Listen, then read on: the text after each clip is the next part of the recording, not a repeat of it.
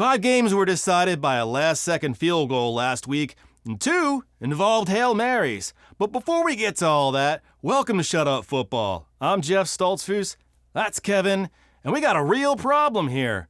Quarterbacks are shrinking. Look at this scientific chart I made. Since 1991, the numbers have been on the decline. According to our highly advanced predictive models, the average height for a quarterback drafted in the year 2040 is currently only 3 feet tall. That is frighteningly small, like Chucky doll size. We don't know the reason for this, so I'm going to blame windmills and Ariana Grande. To combat it, I recommend a heavy dose of microplastics and chicken nuggets. And now, let's time? Fuck it. Let's go to the roast.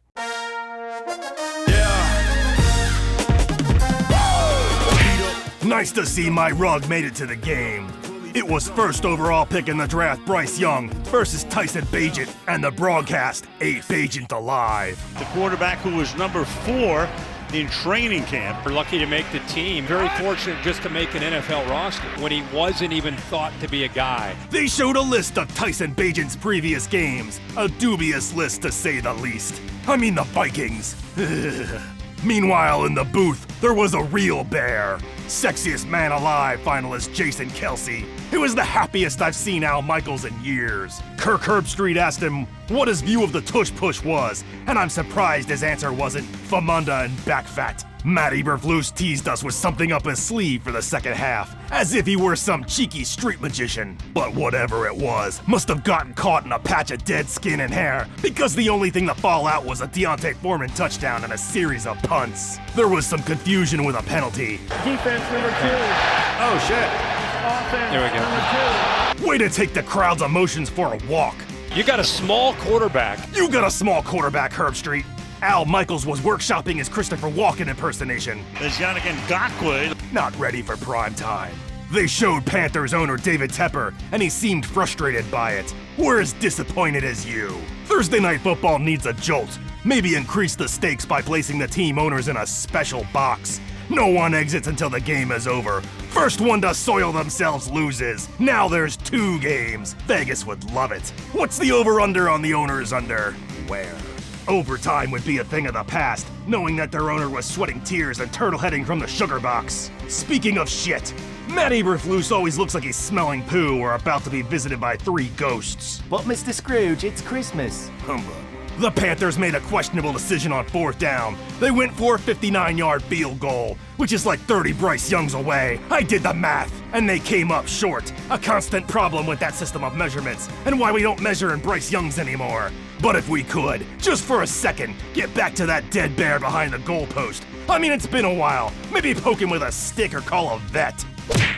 Welcome to Frankfurt, and another NFL game in a country that looks like Pennsylvania and smells like sauerkraut. The Frankfurt Stadium cover retracted into the scoreboard. A marvel to watch, but for reasons unknown, it made me nostalgic for my foreskin. What did they do with it? The Colts went for a tush push and failed. Maybe try 2 cups of coffee. That always works for me. Jonathan Taylor scored a touchdown, and we were treated to the play-by-play as it was called in German. Taylor läuft ihn rein, der erste Touchdown. 6-3 für die Colts. Did he just reference the 2008 film Sex Drive? An odd choice, but I'll watch anything with Marsden. The crowd sang Sweet Caroline for the 9 billionth time, and it's gotta feel weird for Gardner Minshew to be serenaded by Neil Diamond as he runs for his life. Sporting events are just an excuse for Europeans to karaoke. Don't be fooled by the brats that I got. I'm still Jenny from the block. Mac Jones was nearly intercepted in the end zone. See if you can pinpoint the exact moment when Robert Kraft died inside. This game would not culminate in a Mac Jones redemption. He was benched for Bailey Zappi in the final 2 minutes, which is like driving off a cliff and switching drivers on the way down. Bailey pretended to spike the ball and then threw it in between 4 very real defenders. The Patriots remain a hot mess. How do you say Schadenfreude in German? Deshaun Watson started the game off with a pick 6. Kyle Hamilton is taller than he looks. He walked it in and tossed it like it was hot garbage. the Ravens continued to pile on with a Keaton Mitchell touchdown. Lamar Jackson hit OBJ, and I just love how he carries the football, swinging it freely like a loaf of artisan bread. None of that high and tight shit. Switch hands just to wave to the crowd, and then back to the defender side for no discernible reason. I could never play football. Too many goddamn handshakes. The Ravens lost a big lead, and the game. Welcome to a meeting of two teams that profess gold as part of their color scheme.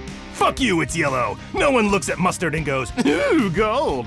Gold would imply something of value, which was not on display. They took turns trading sadness and making each other look good until something bigger took place. What the Helvetica happened to the clock? Times are tough when the font man comes to collect. Great, now it's all I can look at.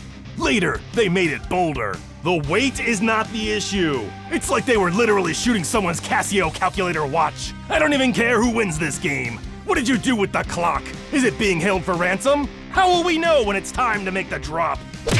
The bye week must have been good to young Broccoli Purdy. He came out firing to Brandon Ayuik and George Kittle for touchdowns early. Nick Bosa seemed to be getting along with newly acquired Chase Young. They had a picnic lunch and used Trevor Lawrence as the blanket. Lawrence threw 2 picks. It was a day he'd rather forget. And after 5 sacks in a few years, there's a good chance he will. The Niners got back on track. And when the fullback is scoring points, you know the day is done. Welcome to a cult and the world's creepiest drum solo. Ty Chandler got his first pro score off a direct snap. I did that. Joshua Dobbs ran for another touchdown in style and found TJ Hawkinson across the middle for more. Adam Amin looks like an after-dinner mint for Mark Schlereth. Derek Carr left early with a boo-boo, and it was time for crab legs. Jameis Winston painted the corners of the end zone for big scores, but it wasn't enough. Minnesota has 2 folk heroes, Paul Bunyan and Joshua freaking Dobbs. Joe Burrow started the day off with a touchdown to forehead enthusiast Trenton Irwin. CJ Stroud did a full circle like a dog about to sit before finding Noah Brown.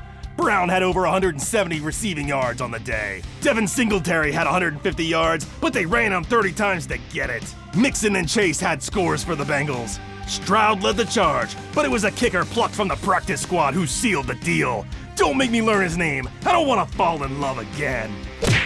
Mike Evans said he dropped a pass in the end zone because he was thinking about which fan to give the ball to. This may sound controversial, but someone has to say it. Fuck the fans. With their runny noses and spotted livers. Catch the ball, Mike. Vita Vea sacked Will Levis, and he was left looking out the ear hole of his helmet.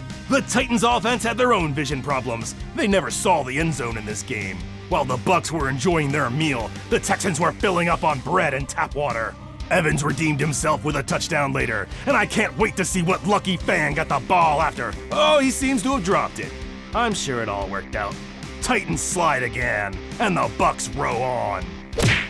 Lace up your bulletproof underwear. This here's a shootout.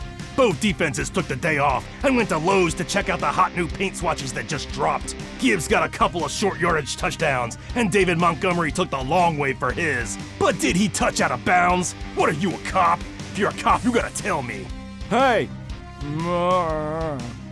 Justin Herbert had a huge day, but his defense had an even huger one, in that they let the Lions put up over 500 yards of offense. Kyler Murray was back, dressed in some sparkly pants that look uncomfortable as shit and probably don't even have pockets. Finally, someone to help shoulder the load with Bryce Young on short jokes. Scotty Miller caught a touchdown, and one very desperate fantasy manager fist-pumped in an Applebee's bathroom. The Cardinals swapped Clayton Tune in for a tush-push because after last week, his life is now forfeit. Heineke was lost late, and the Falcons had to drag Desmond Ridder out of storage.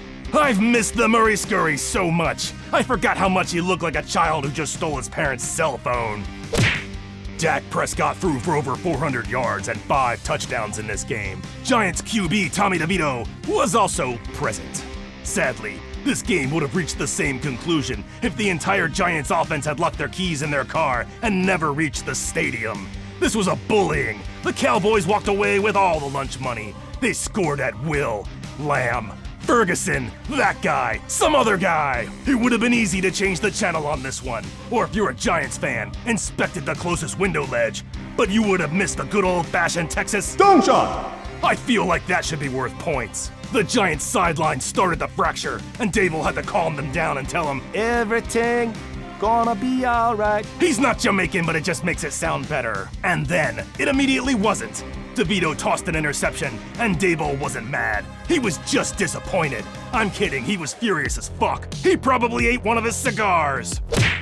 This game was all about running back scoring receiving touchdowns. Cornerback Emmanuel Forbes hit Tyler Lockett helmet to helmet and was ejected for it. Sam Howell went full panzer, but he forgot to fall down and he was stripped down to the nuggets. Finally, in the fourth, receivers got that thing they do.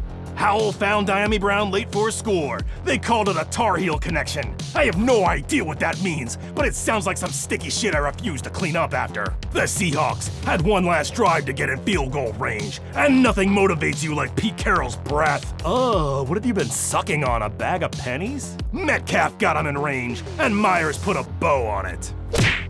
It's the guy from Ride Along 2! Zach Wilson ran like he was Pinocchio and his ass was full of termites, but the little wooden boy stepped out of bounds before the touchdown. Michael Mayer got his first pro touchdown. Wilson got them on the move again, but he was intercepted by Robert Spillane. Aaron Rodgers looked disgusted. Or maybe that's just his face. It's very hard to tell. Now Wilson will never be invited to the quarterback sleepovers. Antonio Pierce said he'd build a franchise around Spillane. But if it were me, I'd build a Thunderdome. He looks like he should be hanging off the back of a big rig with a baseball bat wrapped in barbed wire, chasing mutants for their oil. The perfect Raider. Something was brewing above Highmark Stadium. Something dark. Fans clamored for James Cook to see the ball more, and on the first play of the game, he did, only to fumble it away to the defense. Later, Josh Allen's pass bounced off Gabe Davis for an interception.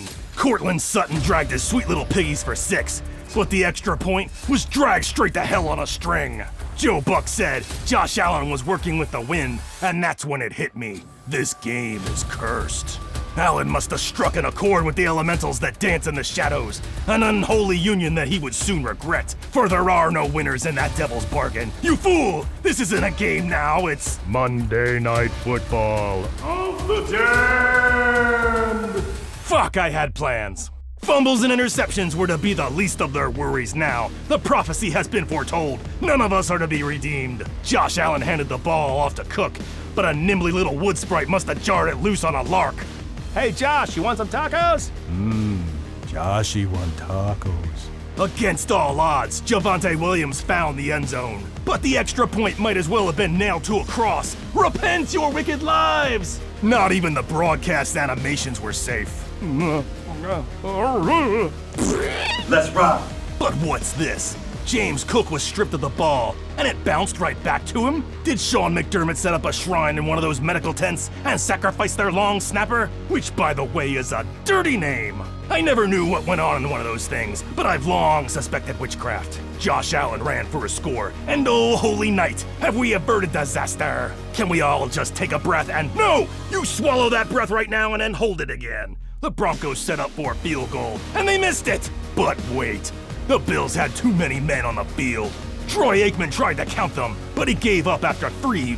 I don't know how Sean Payton did it. All of my attempts to manifest a man have been for naught, and somebody gotta clean these gutters soon, or the missus is gonna give me the stink eye. Will Lutz hit the game winner like a redheaded stepchild. Congratulations, Broncos! Here's your participation trophy. And now it's time for the salt pretzel of the week. Yummy. This week, the salt pretzel goes to Tommy DeVito. It was discovered that he's been living with his parents in their New Jersey home, just 11 miles from the Giants facility. He doesn't have to worry about laundry or dinner. His mom makes his bed for him. I'm not even making fun of him. That's just smart. Don't let anyone give you shit for it, Tommy. And also, enjoy your pretzel. Thank you for watching Shut Up Football. Please leave your comments below, like, subscribe, say hi to your mom for me, and we'll catch you next week. Peace! Check the mic and make sure it sound right, boys.